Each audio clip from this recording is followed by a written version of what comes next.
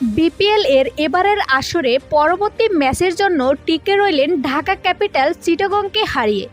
দারুণ ম্যাচ শেষে শাকিব খান খেলোয়াড়দের জানালেন শুভেচ্ছা। আজ চিটাগংয়ের বিপক্ষে খেলা ছিল ঢাকা ক্যাপিটালের। চিটাগং প্রথমে ব্যাট করে ঢাকাকে 149 রানের টার্গেট দেয়।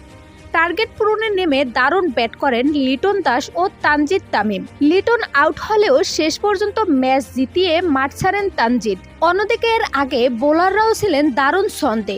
মোস্তাফিজুর রহমানকে ডট ওভার দিতেও দেখা যায়।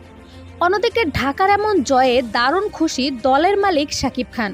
তিনি ইনস্টাগ্রামে জানান, চিটাগংকে বরবাদ করে জয়ের লড়াইয়ে টিকে থাকার জন্য অভিনন্দন সবাইকে। এছাড়াও জানা যায় নিয়মিত দলের খেলা ও খোঁজখবর রাখে শাকিব খান।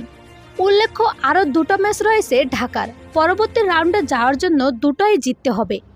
সো ঢাকা কি পারবে দ্বিতীয় রাউন্ডে যেতে? জানিয়ে দিন কমেন্ট করে।